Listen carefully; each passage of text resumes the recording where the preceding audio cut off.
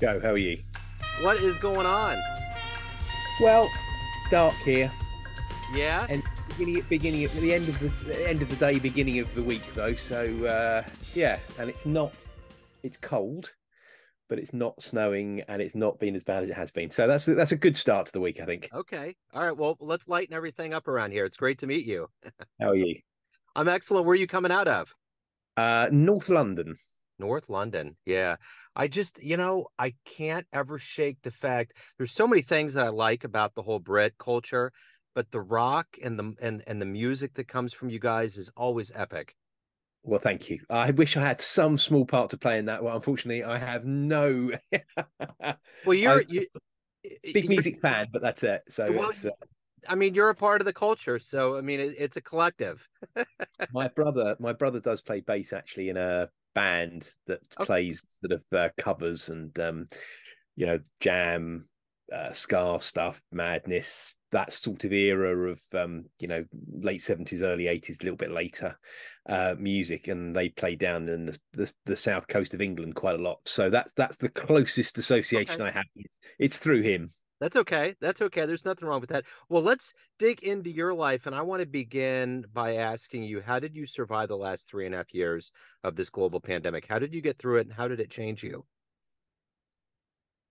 I think there's a few ways, really. I mean, the obvious one is the one that everybody had to cope with, which is just not seeing other people, just sitting in my loft here, which I am, today, um, contemplating how you can continue to work. Now, some of the work that I do is around sort of, media engagement and reputation management. So that's fairly remote. You can do that from most places. Other part is much more about sort of engagement with political audiences. And that, to start with, nobody had a clue what to do because actually politicians most of the time like that face-to-face engagement with people. So obviously Zoom, Teams, etc., helped in that sort of work setting, and it meant that that could continue once everybody sort of got around it, understood how it worked, etc.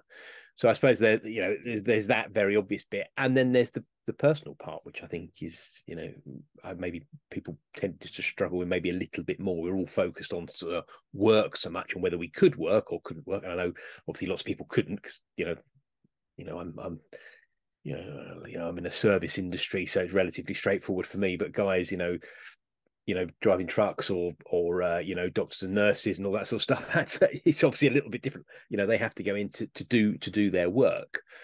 But it did mean that we had the family around a lot more, and actually that I think for me was the savior, was actually being able to see the family, having some time where you weren't sort of struggling, sitting in the loft trying to work out how to do your work, but engaging with them, spending time with them. So that's for me. And then evening meals together in a way that we didn't particularly beforehand, because both my wife and I would work longer hours. So we pop in at some point.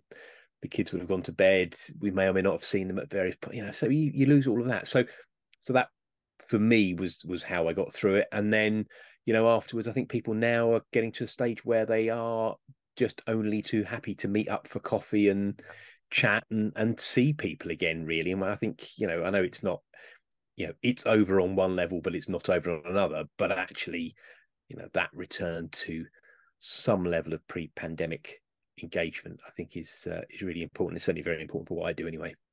So, as a communications and public affairs consultant, you're obviously coordinating and you're kind of on the inside in a different way.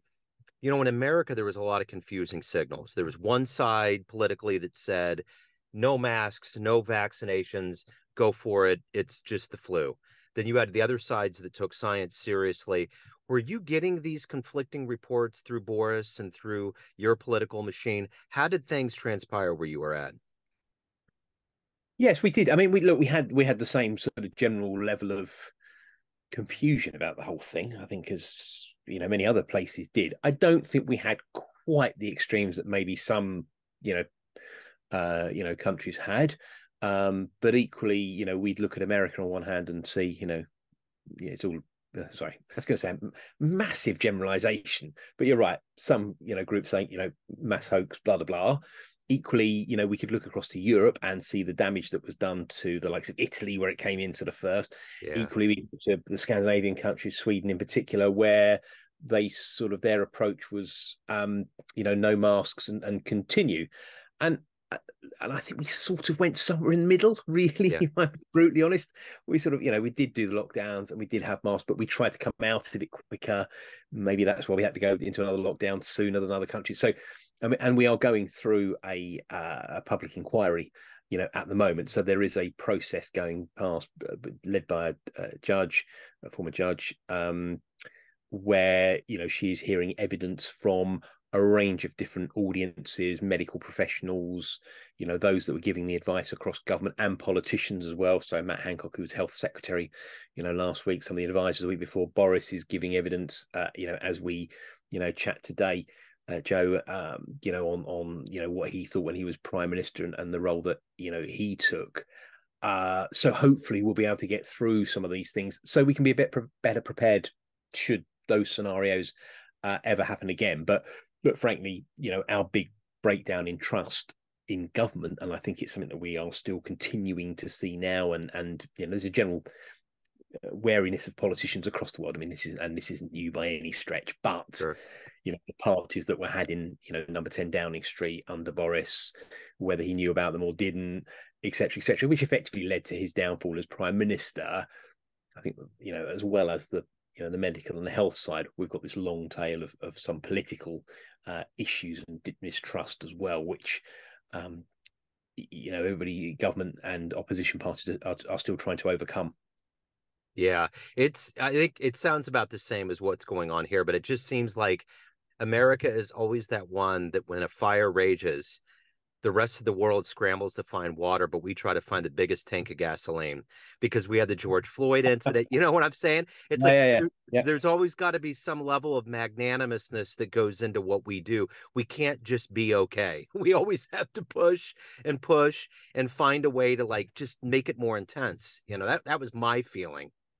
Yeah, I think, look, I mean, yeah, that can vary between, political audiences sometimes. As you say, if on any side, if there's a particular view of the world, then people increasingly, whether it's through social media or other channels, will find ways to express those views, and will find ways to sort of try and gather people around that particular way of doing things and their particular approach. And I think during that whole COVID time, really brought it into to focus, I think, Joe. And it's and again, I don't think we've sort of necessarily come out the other side of that. That ability to just draw in views and express them, and find similar tribes around you that also will push hard on them as well. Yeah. So let's get to the heart and soul of what you do for a living. I mean, on paper, there's a lot of things that go into what you do, but let's put you in front of a bunch of third graders. It's career day. And one of the curious little kids looks up at you and says, "Hey, what do you do for a living?" How do you answer that question? Well, look, I mean, I say that I help organisations engage in government and government policy making. That's at the heart of what I do. Now, there's lots of other things, lots of things about reputation and stakeholder engagement and helping people to engage with the right people at the right time. But fundamentally, it's helping organisations engage with government. Now, some people will call that lobbying. I don't tend to use that particular L word, not because I'm ashamed to be a lobbyist, and I have no problem being described as that, but partly because lobbying has got a bit of a tarnished reputation. People often think it's just focused on money, and that's not what I do, and that's not, and that's not how it operates. Obviously, there are differences between how we do it here in the UK and engagement in the US. Yeah. Different political systems, different ways of different ways of making laws fundamentally, and different roles for lawmakers, but also the whole political funding systems, etc., are very different, with yourselves as opposed to the UK. But also, to get that sort of influence, to get that engagement that I'm trying to do, I'll work through the media, I'll work through stakeholders, I'll deal with social media, I'll use all the channels and levers of communication, if you like, to try and secure that effective engagement with government. So that's why I think public affairs is I use that as a broader term, whereas lobbying tends to be very focused on the politics, and politics is part of what I do, but it's not only what I do. We deal a lot with civil servants, so the officials that the impartial bit of government here. Again, different from the States where a lot of those guys are appointed. Here, it's independent, impartial, separate job, and they can't very often, not exclusively, but can't very often be replaced, quickly or easily. So it's not like the appointment process in the States. So that's how I describe what I do: engagement with government. Yeah. So let me ask you this: when you were in the third grade, what did you want to be when you grew up? I could be a real. I'm not sure if it's a geek or a nerd, but one of those two. I have always loved politics and current affairs. Okay. So there was a program on the BBC when I was growing up called John Craven's News Round, Yeah. and it was a news program that was specifically aimed at children, young people, but children. And that was my favorite program. That was the one Nice. that I always watched.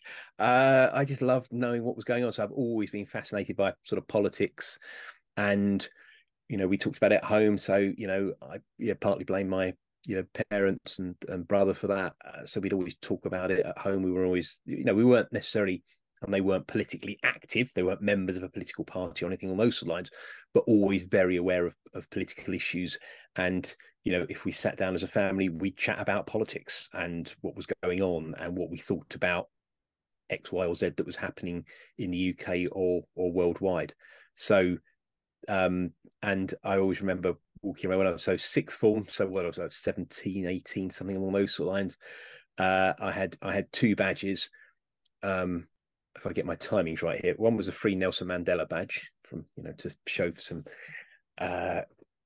My friends would always point out to the fact that there wasn't a prime minister of South Africa that walked past and be inspired by my lapel badge to free him. But that wasn't really the case. And the other one was, this isn't. I say this before I say a warning before I say this out loud. This is not because of my political outlook in life, but I went to the my history teacher. So, but this was when I was about 15. We did a sort of an organized school trip to the Soviet Union. And this was a thing that apparently happened across Britain, and I'm sure in other places as well.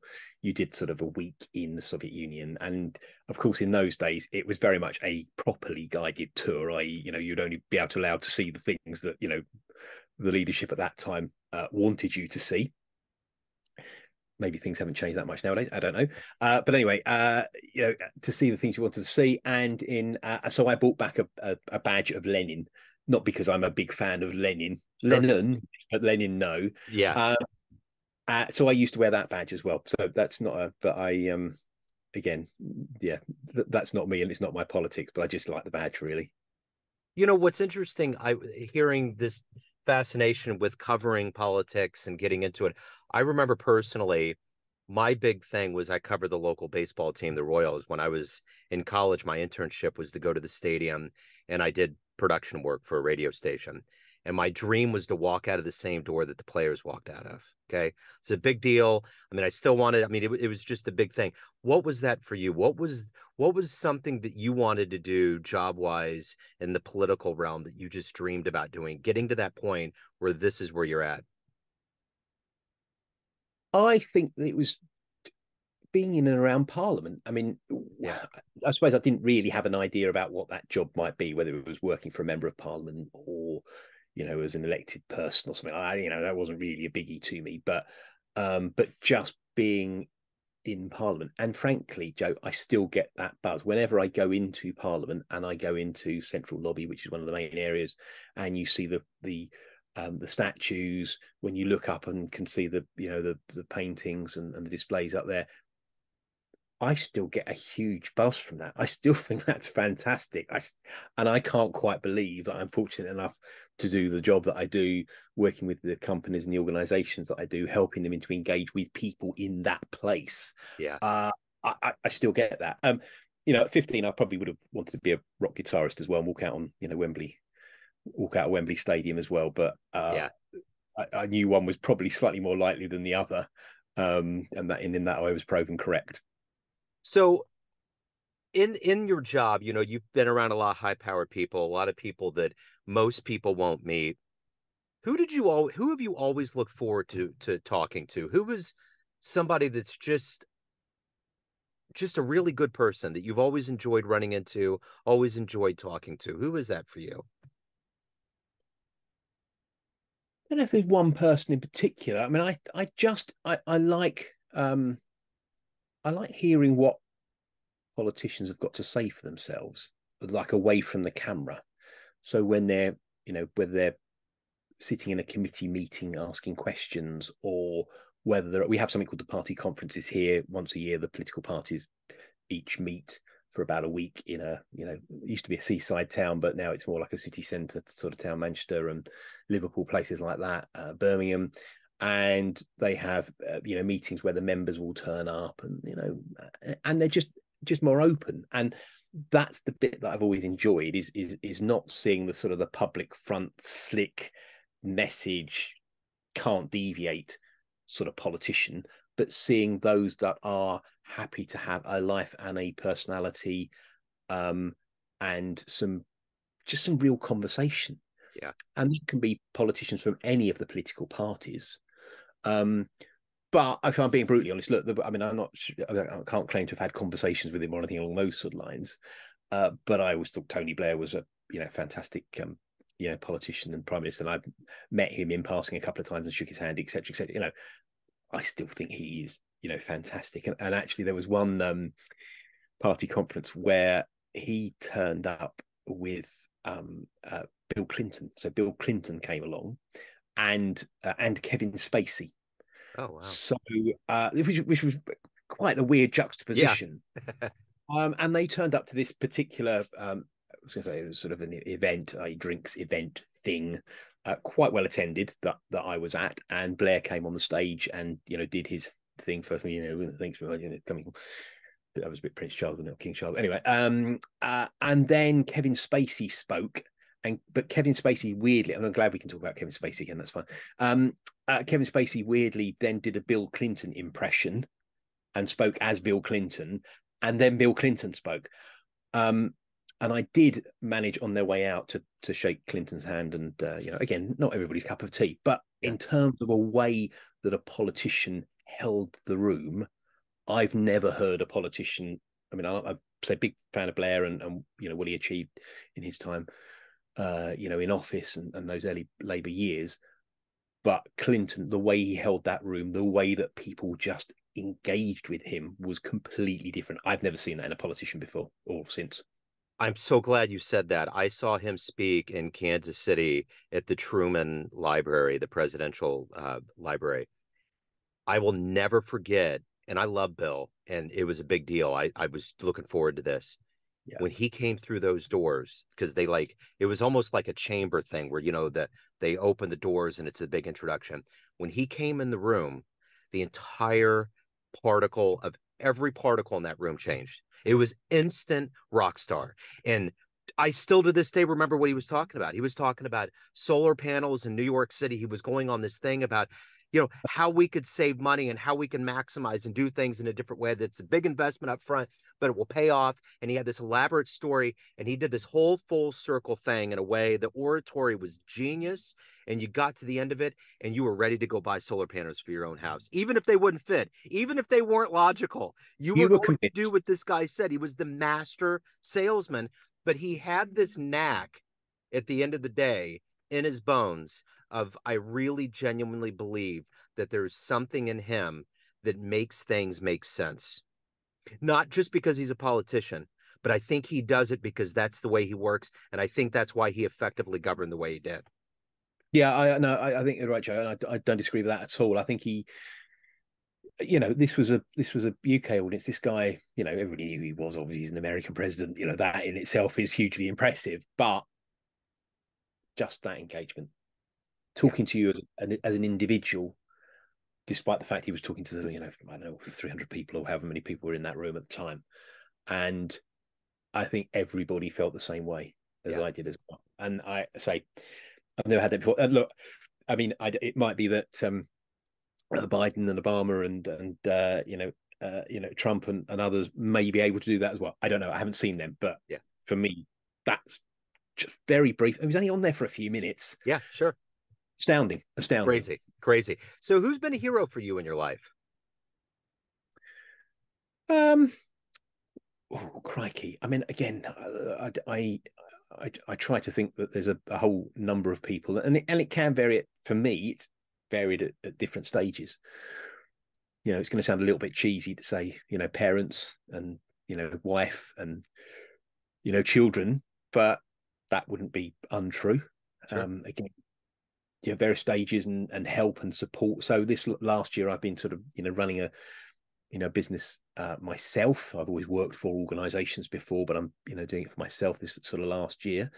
And if my wife hadn't been able to support me emotionally, a little bit financially as well, but that's, these things come and go, don't they, when you're running your own business. But just that support and helping me secure a positive outlook in doing that would have made my life hugely different. But then equally, there's people that I've worked with that have built successful businesses that you look to and you think, oh yeah, I could, that's somebody that I can aspire to be.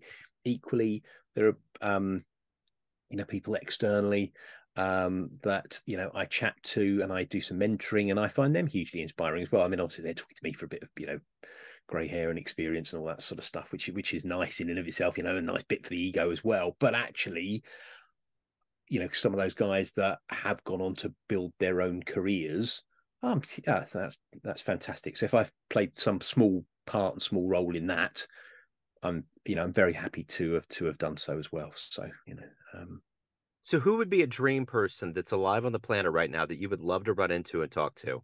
Pick their brain a little bit. good question. I would like to meet President Obama. I mean, I think I just, again, I mean, I haven't seen him, but just to achieve what he did in that period of time and to still be so articulate and engaged in Yep. the way that, see, I just go on YouTube clip, but I know some people that have worked for the Democrats in the past and were on his campaign previously, and they always talk fantastically glowingly about him and his outlook on life and him as a person. So that sort of alive, and I suppose the flip side is the sort of dead ones as well. I know they're not quite on this planet. I know Yeah. quite not Yeah. probably quite what you mean, Joe. But I love the Beatles. Yeah. So John Lennon, George Harrison, and then Yeah. with the alive ones as well. Yeah. If it was possible to have them around the table and just chat in a way that when you watch the the Get Back Yeah. film a couple of years ago, or just the recent release, and they Peter Jackson pulled that video together, and with the song with his voice, with Lennon's voice on it, you just think, I mean, yeah, fantastic. I mean, because they'd already I mean, look, I'm not young, they'd already broken up by the time that I was born, and so to have some part of that or some engagement with that would, yeah, that would be fantastic. Obviously not possible, but Right. fantastic. Yeah, it would be awesome. Let me ask you this. If you had a dream tonight, you ran into the 20-year-old version of you, and you could give that young version of you a piece of advice based on the wisdom you've gained in your life up to this point, what advice would you dispense on that younger version? Oh, you ask some tough questions, Joe, don't you? Wow. What would I say to myself? I would say that I'd done some things, well, and to keep doing more of them. I think certainly early on, I would have probably watched less TV. This is going to sound a bit facile, but I'd probably watched less TV and done a bit more in the outside world. I mean, certainly when I was at university, although I had a fantastic time, great group of friends. We're still on the old, WhatsApp, regularly to just, talk rubbish and, see how everybody's getting Of on. course. Uh, on the other hand, I should probably have done a bit more outside of that bubble of friends. Got a bit more experience. I think that would have helped in my career a bit more. I think I would also, yeah, maybe I've done a bit less drinking as well. Although don't tell the kids that, Right. one's just started university and one's got a couple of years ago. Let's skip over that. But let's put that to one side. Yeah. A little bit less of that, because obviously we can drink a lot earlier here than you can, over in the States as well. Which maybe is good or a bad thing, I don't know.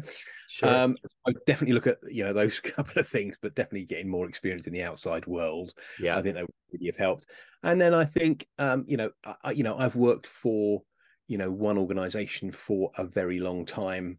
In my previous job, I'm not, I stayed there for fantastic reasons, great people, lovely clients that I got to work with.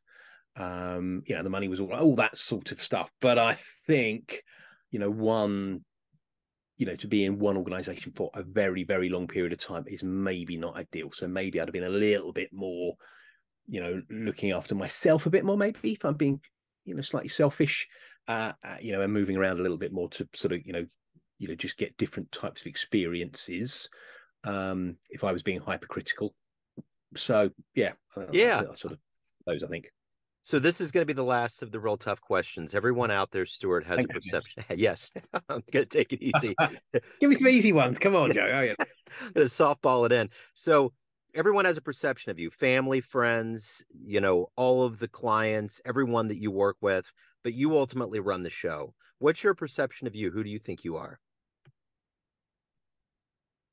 What do I think I am? I think I hardworking, put effort in, probably everything I do, whether that's a sort of, just the public affairs communications work that I do.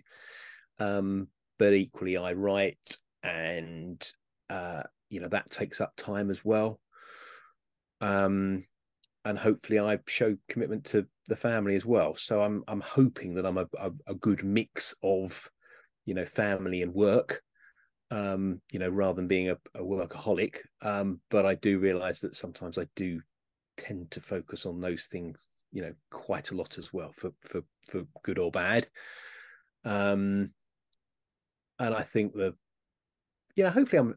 hopefully people see me as a rounded sort of person as well. I mean, it's going to sound a bit, again, a bit facetious, doesn't it, really? But, I enjoy the music, and obviously that's something that's, hugely important to you, Joe. But equally, like my politics, I like reading, Nordic noir, crime novel type things with lots of horrible, fictional, thank goodness, grisly murders in some, barely sparsely populated part of, Scandinavia. I love all that sort of stuff.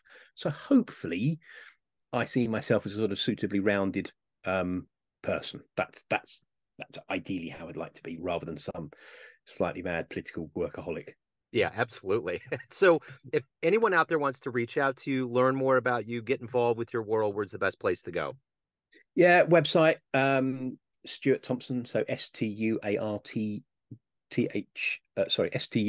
even spell my own name, Jack. So you've put so much pressure on me with I have questions. messed with the I've synapses. forgotten my own name. So Stuart Thomson, StuartThomson.co.uk, CWE Communications. Google it. I'm on the X/Twitter, LinkedIn, all these various places. I'm eminently Googleable. Books on Amazon, you name it. I'm around somewhere. You're out Public there. affairs, podcast. I know obviously we love podcasts. So Yes. Absolutely. Well, hey, I'm gonna let your brain breathe and relax after this. Thank you for your time today. It's a fascinating story, man. I appreciate you being open and dispensing your wisdom. It's been great. Joe, look, no, thanks for inviting me. It's a pleasure, and yeah, you've got a huge, fantastic back catalogue of interviews just on this part. I know you do lots of others as well. You do others as well. So no, thanks for your time. It's hugely appreciated. Yeah, it's a joy, man. Thank you. Send my best to London. I appreciate it. Thank you.